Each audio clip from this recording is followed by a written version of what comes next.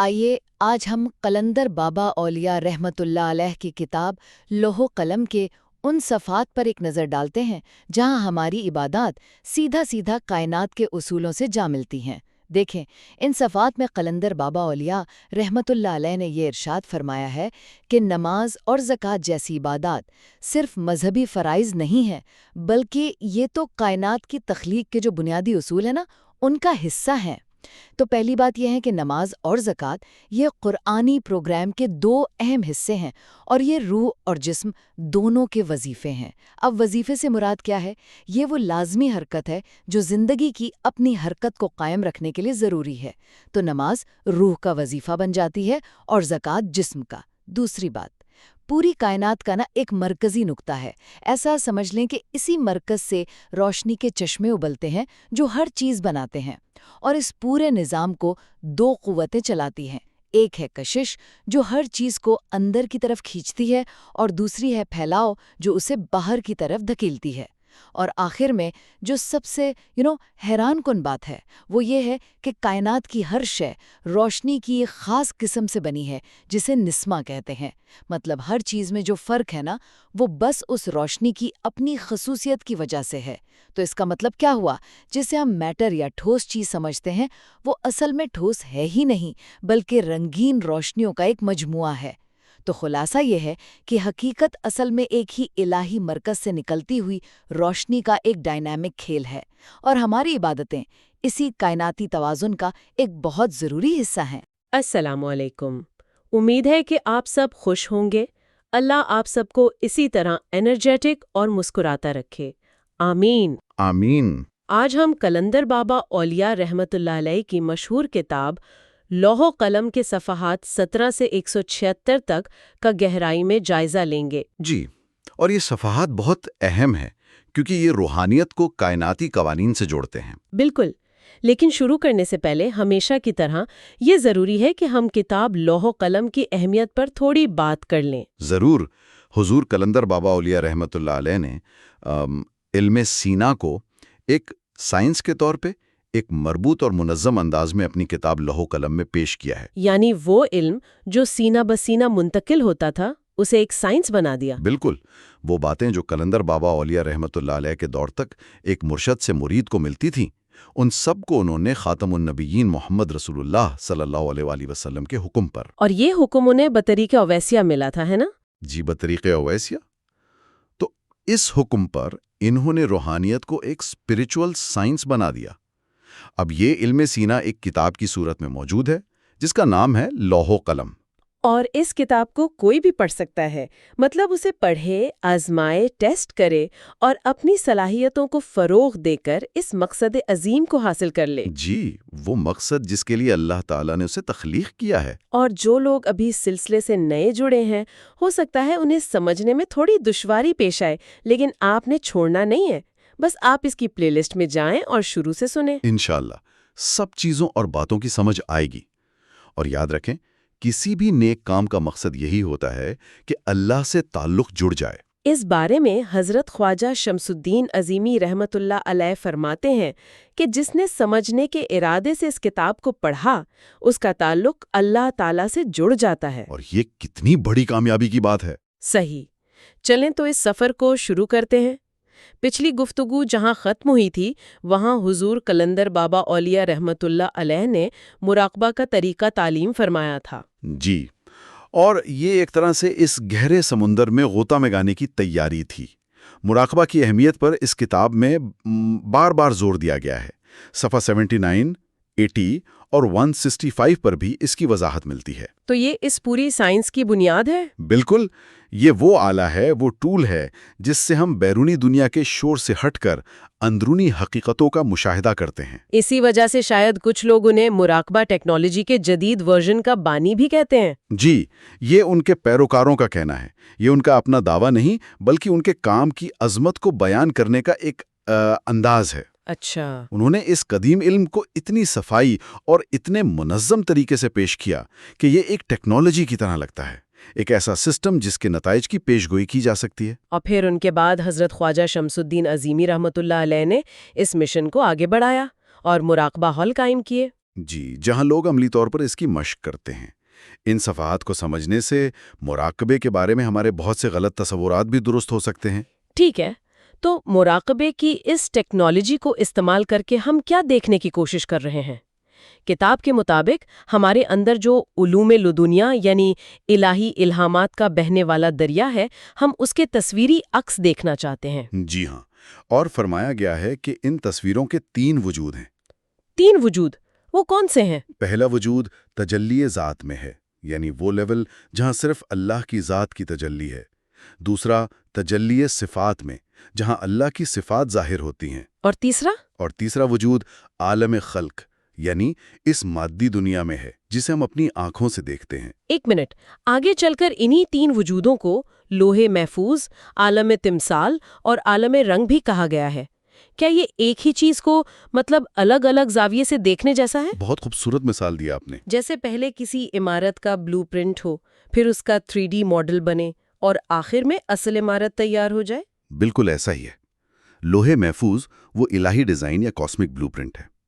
عالم تمثال اس design کا ایک model ہے، جہاں چیزیں شکل تو اختیار کرتی ہیں لیکن ابھی مادی نہیں ہیں۔ اور عالم رنگ وہ اصل مادی عمارت ہے جو ہم دیکھتے ہیں؟ جی، دونوں اصطلاحات ایک ہی حقیقت کے مختلف پہلوؤں کو واضح کرتی ہیں۔ سمجھ گئی۔ تو اس پورے سسٹم کو سمجھنے اور اس سے جڑنے کے لیے قرآن پاک نے کیا پروگرام دیا ہے؟ یہاں سے گفتگو اقیم الصلاۃ اور زکوٰۃ کی طرف جاتی ہے، بالکل۔ اور یہاں ان کی جو تعریف بیان کی گئی ہے وہ ہماری عام سمجھ سے بہت گہری ہے۔ فرمایا گیا ہے کہ نماز اور زکوٰۃ قرآنی پروگرام کے 2 اجزاء ہیں، اور یہ دونوں اصل میں روح اور جسم کا وظیفہ ہے۔ وظیفہ؟ عام طور پر تو ہم اس لفظ کا مطلب کوئی ورد یا دعا لیتے ہیں، یہاں اس سے کیا مراد ہے؟ یہاں وظیفہ کی تعریف یہ کی گئی ہے، وہ حرکت جو زندگی کی حرکت کو قائم رکھنے کے لیے انسان پر لازم ہے۔ اچھا۔ اس لحاظ سے نماز ہماری روح کی وہ لازمی حرکت ہے جس کے بغیر، اور زکوٰۃ ہمارے جسم کی وہ لازمی حرکت ہے۔ سبحان اللہ، یہ تو پوری سوچ ہی بدل دیتا ہے۔ اسی سلسلے میں حضور اکرم صلی اللہ علیہ وآلہ وسلم کا ارشاد بھی نقل کیا گیا ہے کہ جب تم نماز میں مشغول ہو تو یہ محسوس کرو کہ ہم اللہ کو دیکھ رہے ہیں، یا یہ محسوس کرو کہ اللہ ہمیں دیکھ رہا ہے۔ جی۔ یہاں لفظ محسوس کرو پر خاص توجہ دلائی گئی ہے۔ اس لفظ پر اتنا زور کیوں ہے؟ کیونکہ اس سے یہ واضح ہوتا ہے کہ اقیم الصلاۃ کا تعلق ہماری حسیات سے ہے، ہمارے احساسات سے ہے۔ یہ صرف جسمانی ورزش یا لفظوں کا دہرانا نہیں ہے۔ صحیح۔ حضور قلندر بابا اولیاء رحمۃ اللہ علیہ اس کی تشریح میں فرماتے ہیں کہ انسان کو اپنی زندگی میں وظیفہ اعضاء کی حرکت کے ساتھ اللہ کی طرف رجوع رہنے کی عادت ڈالنی چاہیے۔ مطلب ہاتھ پاؤں کام کر رہے ہوں لیکن دھیان اور احساس اللہ کی طرف ہو۔ بالکل، اور اس عادت کو پختہ کرنے کا ایک عرصہ بھی بتایا گیا ہے، 10-12 سال کی عمر سے 18-20 سال تک۔ جی، کیونکہ یہ شعور کی تربیت کا زمانہ ہے۔ جی، جب اس عرصے میں انسان اس طریقے سے نماز قائم کرتا ہے تو اس کا ذہن اللہ کی طرف رہنے کا عادی ہو جاتا ہے، اور جسم قیام، رکوع، سجود جیسی حرکات کا۔ اور جب یہ دونوں مل جاتے ہیں، جب ذہن کا اللہ کی طرف ہونا یعنی روح کا وظیفہ، اور اعضاء کا حرکت میں رہنا یعنی جسم کا وظیفہ ایک ہو جاتے ہیں، تو انسان پر ربودگی یعنی اندرونی سکون اور بیداری یعنی بیرونی ہوش دونوں کیفیتیں ایک ساتھ طاری رہتی ہیں۔ اور یہی زندگی کی تکمیل ہے۔ جی، یہی زندگی کی تکمیل ہے۔ اور اس پروگرام کا دوسرا حصہ ہے زکوٰۃ۔ اس کا منشا کیا بیان کیا گیا ہے؟ زکوٰۃ کا منشا مخلصانہ اور بےلوث خدمت خلق بتایا گیا ہے، اور یہاں لفظ خلق کو بہت وسیع معنوں میں استعمال کیا گیا ہے۔ اچھا، مطلب صرف انسان نہیں؟ صرف انسان نہیں، بلکہ ہر مخلوق، پودے، پرندے، جانور، سب۔ اگر کوئی اپنے گھر میں پودوں کو پانی دے رہا ہے یا پرندوں کے لیے دانہ ڈال رہا ہے تو وہ بھی اس خدمت خلق میں شامل ہے۔ واہ! تو اس کیفیت کو جہاں انسان اللہ اور مخلوق دونوں سے جڑ جاتا ہے، تصوف کی اصطلاح میں جمع کہا گیا ہے۔ جی، جمع اس کیفیت کا نام ہے جس میں انسان ہر وقت اللہ اور اللہ کی مخلوق اپنے وسیع معنوں میں دونوں کے ساتھ رہتا ہے۔ تو جمع کی کیفیت میں انسان کائنات کا حصہ بن جاتا ہے، لیکن یہ کائنات جس میں یہ مخلوق ہے اس کے پیچھے بھی تو کوئی قانون ہوگا۔ کیا یہ کتاب اس کازمک آپریٹنگ سسٹم کے بارے میں بھی کچھ بتاتی ہیں؟ یقیناً، اور یہیں سے بات کائنات کے مرکزی نقطۂ وحدانی یا سینٹرل پوائنٹ آف یونٹی کی طرف جاتی ہے۔ مرکزی نقطۂ وحدانی؟ جی، یہ کائنات کا وہ مرکز ہے جس کی گہرائیوں میں روشنیوں کے چشموں کا سوتا یعنی ان کا سورس چھپا ہوا ہے۔ اسی نقطے سے روشنیاں جوش کھاتی اور ابلتی رہتی ہیں، اور انہی سے ستارے اور سیارے بنتے ہیں؟ جی، انہی روشنیوں سے ہر لمحہ ستاروں اور سیاروں کے بے شمار نظام بنتے ہیں اور تقریباً اتنی ہی تعداد میں مٹتے اور فنا ہوتے رہتے ہیں۔ تو یہ جو روشنیوں کی حرکات ہیں، ان سے یہ نئی صورتیں اور نئے نقوش کیسے بنتے ہیں؟ کیا یہ عمل بے ترتیب ہے یا اس کے پیچھے کوئی قانون ہے؟ اس کے پیچھے ایک بہت گہرا قانون ہے۔ ان روشنیوں کی حرکات کے دو رخ بیان کیے گئے ہیں۔ پہلا رخ ہے روشنیوں کا گہرائیوں میں سمٹنا اور ہجوم کرنا۔ اسے ہم کشش یا اٹریکشن کہہ سکتے ہیں؟ بالکل، یہ منفی حرکت یا کشش ہے۔ اور دوسرا رخ ہے روشنیوں کا پھیلنا اور منتشر ہونا۔ اسے مثبت حرکت یا گریز یعنی ریپلشن کہتے ہیں۔ اچھا۔ قرآن پاک نے انہی دو حرکات کو حشر یعنی جمع کرنا اور نشر یعنی پھیلانا کا ہے۔ اور انہی کشش اور گریز سے کروڑوں حلقے یا لوپس بنتے ہیں۔ اس کا کیا مطلب ہے؟ جب روشنیاں سمٹتی ہیں یعنی کشش تو ایک مرکز بنتا ہے۔ جب وہ وہاں سے پھیلتی ہیں یعنی گریز تو وہ ایک دائرے میں پھیلتی ہیں۔ اچھا۔ اس طرح کائنات میں کشش اور گریز کی بے شمار لوپس وجود میں آتے رہتے ہیں۔ ہر لوپ کی اپنی ایک مرکزیت ہوتی ہے، جیسے ہمارا سورج ہمارے نظام شمسی کا مرکز ہے۔ لیکن ان سب کا رخ؟ لیکن ان تمام لوپس کی جو مرکزیتیں ہیں ان کا رخ بالآخر اسی نقطۂ وحدانی کی طرف رہتا ہے۔ اور اسی آفاقی قانون کو واضح کرنے کے لیے قرآن پاک کی سورۃ الاعراف کی آیت نمبر 54 کا حوالہ دیا گیا ہے۔ ان ربکم اللہ الذی خلق السماوات والارض فی ستۃ ایام ثم استوى علی العرش یغشی اللیل النہار یطلبہ حفیثا والشمس والقمر والنجوم مسخرات بامرہ الا لہ الخلق والامر تبارک اللہ رب العالمین۔ بے شک تمہارا رب اللہ ہی ہے جس نے آسمانوں اور زمین کو 6 روز میں پیدا کیا، پھر عرش پر قائم ہوا، چھپا دیتا ہے شب سے دن کو اس طور پر کہ وہ شب اس دن کو جلدی سے آ لیتی ہے، اور سورج اور چاند اور ستاروں کو پیدا کیا اس طور پر کہ سب اس کے حکم کے تابع ہیں۔ یاد رکھو، اللہ ہی کے لیے خاص ہے خالق ہونا اور حاکم ہونا۔ بڑی برکت والا ہے اللہ جو تمام جہانوں کا رب ہے۔ سبحان اللہ۔ اس آیت کا اس نقطۂ وحدانی سے کیا تعلق بنتا ہے؟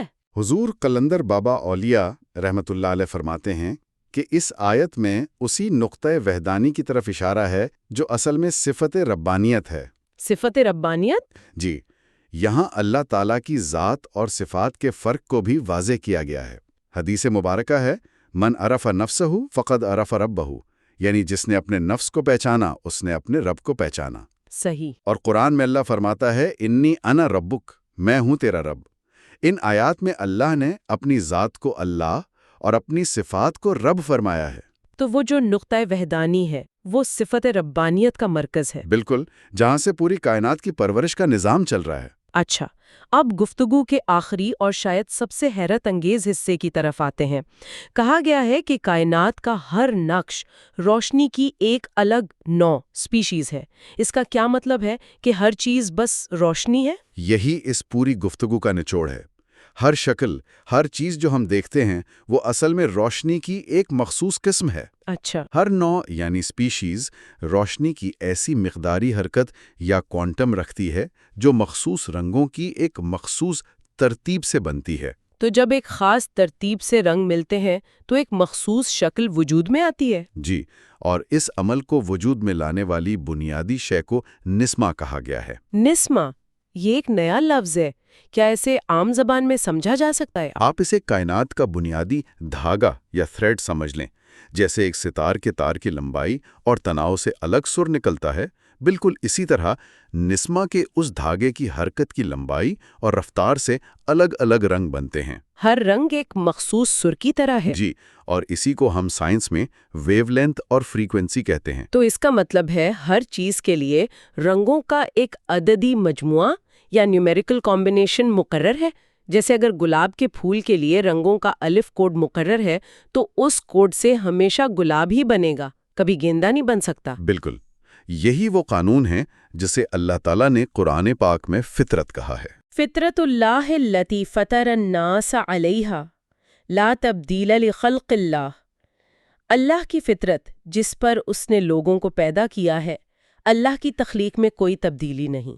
جی، یہاں فطرت سے کیا مراد لی گئی ہے؟ عام طور پر تو ہم اس کا مطلب نیچر لیتے ہیں۔ حضور قلندر بابا اولیاء رحمۃ اللہ علیہ اس کی روحانی تشریح فرماتے ہیں۔ یہاں فطرت سے مراد نسمہ کی حرکت کا طول یعنی ویو لینتھ، رفتار یعنی فریکوینسی اور اس کا ہجوم یعنی ڈینسٹی ہے۔ اچھا، یہ تین چیزیں مل کر کسی بھی شے کی فطرت یا بنیادی ساخت طے کرتی ہیں جسے اللہ کے حکم کے بغیر تبدیل نہیں کیا جا سکتا۔ یہ تو حیران کن ہے۔ تو اس کا مطلب یہ ہوا کہ ہمارا پورا مادی وجود، یہ دیواریں، یہ درخت، سب دراصل روشنیوں کا ایک جمع ہوا میوزک ہے۔ بالکل، روحانیت کے مطابق مادہ کوئی ٹھوس چیز نہیں ہے، یہ رنگین روشنیوں کا مجموعہ ہے۔ صحیح۔ اس کی مثال مٹی اور پودے سے دی گئی ہے۔ مٹی اصل میں تمام رنگوں کا ایک خاکی مرکب ہے۔ پودے کی جڑیں پانی کی مدد سے مٹی کے ذرات کو توڑ کر ان میں سے اپنی نوعیں یا فطرت کے مطابق رنگ چن لیتی ہیں۔ اور پھر وہی رنگ اس پودے کی پتیوں اور پھولوں میں ظاہر ہو جاتے ہیں۔ جی، یہی تخلیق کا بنیادی راز ہے۔ ہم نے بہت ہی محنت سے کوشش کی ہے کہ ہم آپ سب کے لیے، آنے والی نئی نسل کے لیے اور اپنے لیے بھی اس کو مزید آسان بنا کے پیش کریں۔ جی، اب سب پر ہے کہ اس کو کم از کم 2 یا 3 دفعہ سنیں، پھر یہی صفحات پڑھیں اور جو نہ سمجھ آئے تو دوبارہ سنیں، سوال کریں اور اپنا تعلق اللہ سے جوڑ لیں۔ آپ سب کے لیے بہت دعا۔ اس چینل میلوڈی آف ڈیوائن کو سبسکرائب کریں، ویڈیو کو لائک کریں اور کمنٹس میں بتائیں کہ آپ نے آج کی گفتگو میں کیا سیکھا۔ اللہ حافظ۔ اللہ حافظ۔